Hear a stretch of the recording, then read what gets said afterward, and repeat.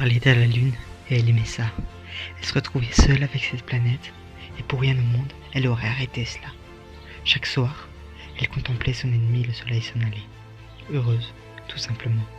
Des rêves d'évasion plein la tête. À vrai dire, le coucher du soleil était son moment préféré, l'instant qui la faisait vibrer chaque jour. Certains sont héliophobes, mais elle, c'était différent. Elle était tout simplement attirée par les astres de la nuit, elle. C'était reposant et magnifique à la fois. Les heures défilèrent, rendant cette boule illuminée toujours un peu plus resplendissante. Et cette fille était dans ce monde, et ça la rendait magnifique.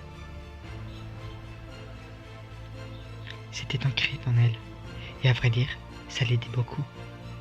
Chaque soir, quand le ciel devenait rose, elle se posait sur son balcon et attendait patiemment. Elle appréciait chaque couleur de cette chaîne, du jaune orangé au bleu le plus profond. Elle se hâtait de partager un moment intime avec la seule chose qui savait la réconforter.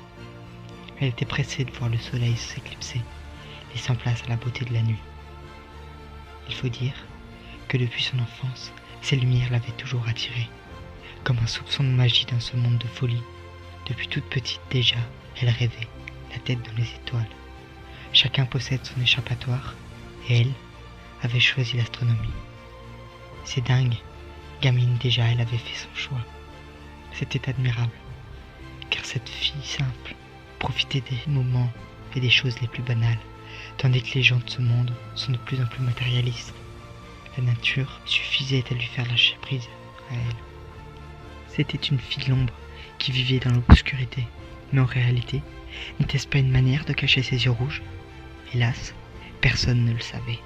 Cela faisait bien trop longtemps qu'elle avait instauré ce rituel, bien trop longtemps qu'elle avait perdu son éclat, et pourtant, c'était ce simple geste qui la faisait vivre et survivre. De la passion à l'obsession, il n'y avait qu'une minime frontière, et pourtant, un soir de juillet, elle l'avait franchi. Dès lors, ce simple rendez-vous s'était transformé en institution, et peu importe ce que les gens pouvaient bien lui reprocher, pour elle, c'était une nécessité. Une lettre à la main, chaque jour, sans exception, elle se présentait devant ce spectacle et se mettait à lire. De loin, on voyait bien qu'elle y mettait du cœur. Ses yeux brillaient et ses mains tremblaient. Et une fois la timidité dépassée, la jeune femme se mit à ouvrir son cœur. C'était un moment bien plus éprouvant. Et derrière la fenêtre, on voyait bien que sa silhouette se surpassait. On pouvait voir que ses yeux brillaient et que ses lèvres bougeaient. Un poème était aussi beau que toutes les paroles qu'elle avait bien pu prononcer. Cela, personne ne le savait, sauf moi, qui l'ai entendu une nuit trop agitée. Le ciel tonnait et les nuages pleuraient, et la lune se montrait à peine. Jouant un cache-cache derrière les nuages, des flashs venaient illuminer le ciel, et des coups de tonnerre venaient nous surprendre.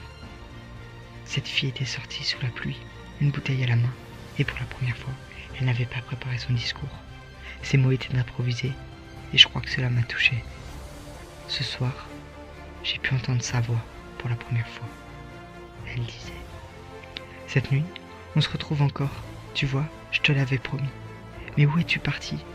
Ce soir, est-ce l'instant que j'attendais depuis toujours? Vas-tu me faire un signe, me montrer ta présence? Je suis seule sans toi. Mais je sais que tu es tout près de moi. Et même si tu te caches, je ressens la douceur de notre relation dans le corps. Chaque parole que tu as prononcée, chaque baiser que tu as déposé sur mon corps. Je t'aime, mais je ne sais plus comment te le montrer. Alors demain, je reviendrai encore te prononcer mes quelques phrases, dans l'espoir que tu me répondes. À ces mots, elle clôt la discussion. Une larme perla sur sa joue, puis d'un coup de manche, elle essuya ses yeux rouges et retournait dans le salon comme d'habitude. Elle avait parlé à la lune, en espérant que son message parte dans l'immensité de la voûte céleste et se propage jusqu'à son destinataire.